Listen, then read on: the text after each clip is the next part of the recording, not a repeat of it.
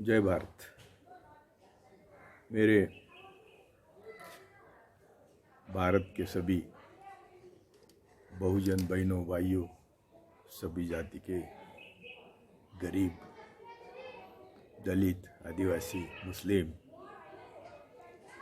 आज लॉकडाउन के कारण, कोरोना के कारण, भूखमरी के कारण सबसे ज़्यादा हम लोग रास्ते पर है, सड़ रहे हैं, धूप में, भूख में मर रहे हैं। लेकिन हमारा एक तबका है जो आज लॉकडाउन के कारण अपने अपने घरों में बैठा है।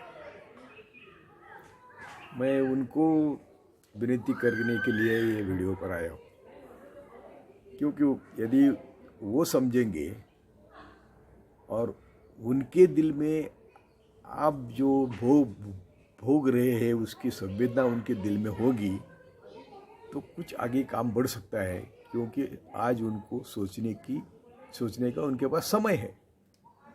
तो मैं सभी बहुजनों के जो अपने अपने घर में बैठे हैं, जिनको घर है, जिनके घर में रनिंग वाटर है, हाथ धोने का साबुन है, पानी है, वो जरा सोचे कि हमारे देश के दो प्रमुख अभी हुए जो शत्रु है, जो बाबा साहब ने भी कहा था कि आर्यभट्ट ब्राह्मणवाद और पूंजीवाद, ये क्यों शत्रु कहा? कुछ कभी सोचा? अभी ये जब मैं आर्यभट्ट ब्राह्मणवाद कहता हूँ तो सभी ब्राह्मणों को मैं विनती करता हूँ कि मैंने ये किताब पढ़ी है पेशवाई, दूसरी है शतपत्र देशमुख की। उन्होंने सब ने पेशवाई का वर्णन किया है और कहा है कि ये चित्पावन ब्राह्मण छोड़ के आप कोई सुरक्षित नहीं था, आपकी महिलाएं भी सुरक्षित नहीं थी। क्या आप इतिहास भूल गए? तो मेरे साथ आपकी क्या, आपके साथ मेरी दुश्मन नहीं है। तो आज देखो, देश भर में 6 लाख मंदिर है। कई मंदिरों में तुम गिन नहीं सकते, इतनी संपत्ति है। लेकिन बहुत छोटे आंकड़े मैंने लाए हैं। एक अंदाज है कि सभी मंदिरों में देश के 1,28,00,000 किलो सोना है। 1,28,00,000 किलो सोना है सभी मंदिरों का कुल मिलके। और हर साल दक्षिणा आती है, दक्षिणा जो आती है वो 12,01,000 कोटी, यानी 1,01,000 कोटी रुपए की दक्षिणा आती है। कितने हो गए पुजारी? 10 लाख, 20 लाख, 30 लाख। दूसरा एक वीडियो मैंने मेरे फेसबुक पे डाला है, उसमें उन्होंने कहा है कि एक अकेले पद्मनाभन मंदिर केरला का जो है, उसकी संपत्ति 2018 में या 16 में काउंट की थी तो 1,47 लाख करोड़ की उसकी संपत्ति थी। लाख करोड़। और हर साल उनको 500 करोड़ रुपए का इनकम है। तिरुपति की संपत्ति 52,000 करोड़ है और हर साल उनका उत्पन्न 600-700 करोड़ रुपए है। शिरडी की संपत्ति भी 22,000 करोड़ है या 2200 करोड़ है और उसमें भी हर साल शिरडी को 700-800 करोड़ का उत्पन्न आता है। वैष्णव देवी के पास 1200 किलो सोना है और उनको भी 6 से 7 लाख रुपए मंदिर को आते हैं। यानी कितने पैसे देश के पास? हम हमेशा एक सुझाव देते रहे हैं कि चंद 1% आबादी के 1% जो पूंजीवादी है हमारे भारत में, उनके पास कम से कम लगभग 500 लाख करोड़ की संपत्ति है। सिर्फ उनके ऊपर 2% संपत्ति या वेल्थ टैक्स, अभी इनकम टैक्स ऑफिसर बहुत अच्छे थे, उन्होंने 5% बोला तो उनके ऊपर आप एक्शन लेने निकले हैं। मैं तो उनको सलाम करता हूँ, वो इनकम टैक्स ऑफिसर को, जिन्होंने ये सरकार को सुझाव दिया, भले तुम्हारी नौकरी जाए लेकिन ये तो किसी ने करना चाहिए, ये होना चाहिए।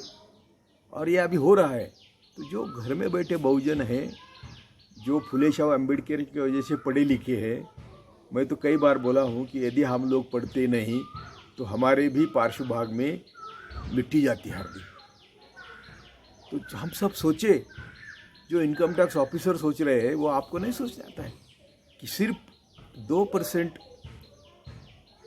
टैक्स 1% आबादी के संपत्ति पर बैठाया तो हमें 10 लाख करोड़ मिलते हैं। और यह अभी मंदिर की संपत्ति मैंने गिनी है। तो हम आज रास्ते पर सड़ रहे हैं, भूखे पड़ रहे हैं, रो रहे हैं, कोरोना से बाधित होकर मर रहे हैं, और भी कई बीमारी है जिससे हम इलाज के बिना मर रहे हैं। कौन मर रहा है? जो थाली ताली बजाते हैं, जो मोमबत्ती लगाते हैं, वो नहीं मर रहे हैं। मर तो हमारे लोग मर रहे हैं, वो मुस्लिम हो, दलित हो, आदिवासी हो, सभी आते हैं, उनके गरीब हो।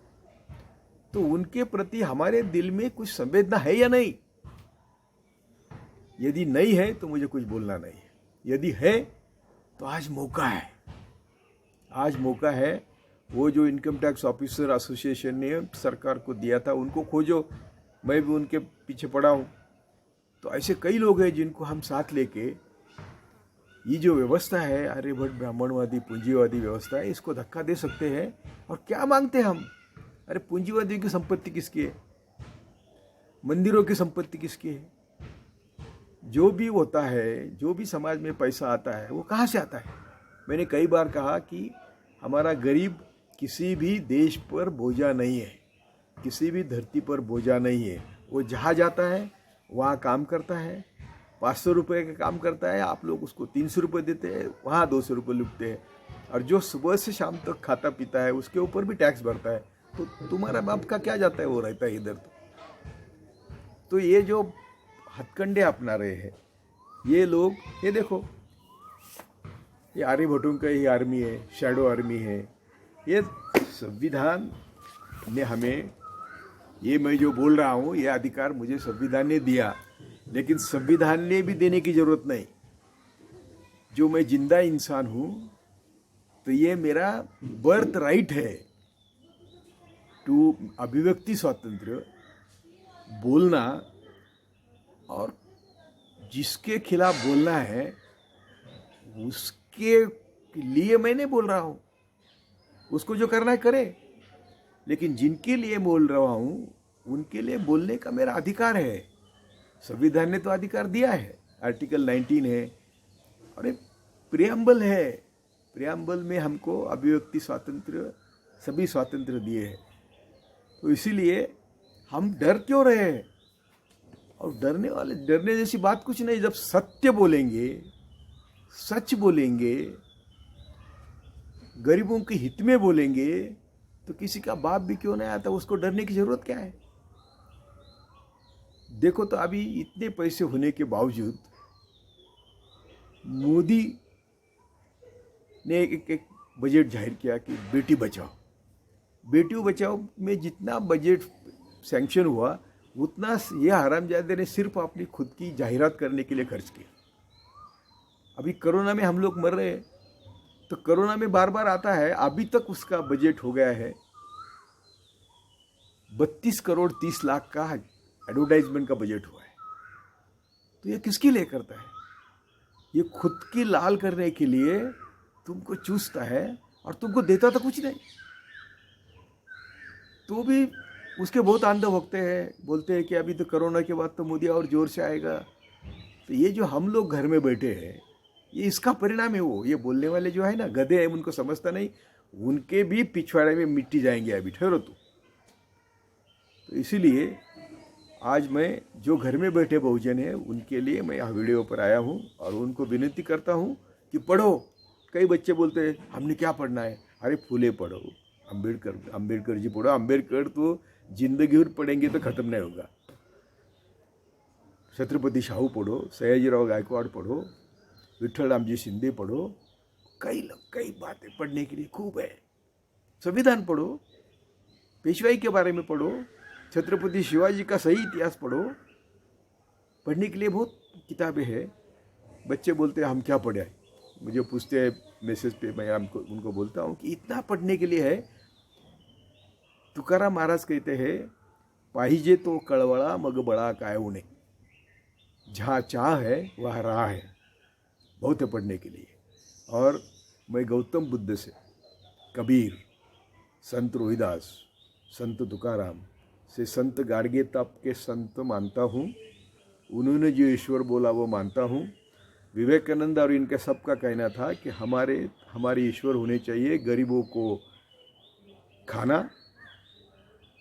अज्ञानों को ज्ञान, शिक्षा ने उसको शिक्षा, पढ़ाई, ये सब ईश्वर सेवा, ये ईश्वर सेवा है। हमें कोई कहेंगे हम नास्तिक हैं, हम बिल्कुल नास्तिक नहीं है। ये मंदिरों में खजाना पड़ा है, ये हमारे गरीबों का खजाना है और गरीब मर रहे हैं। तो मंदिर ऐसा कहता है क्या कि गरीबों को मरने दो, वो खजाना तो ऐसा रखो तुम्हारे, और तुमको क्या फ़ायदा है? तुमको भी कुछ फ़ायदा नहीं। अरे जब भक्त जिंदा रहेंगे तो मंदिर चलेंगे। मंदिर भी तुम्हारा एक दुकान ही है ना, वो दुकान चलाने के लिए तो तुमको कस्टमर चाहिए, ग्राहक चाहिए ना। जय भारत।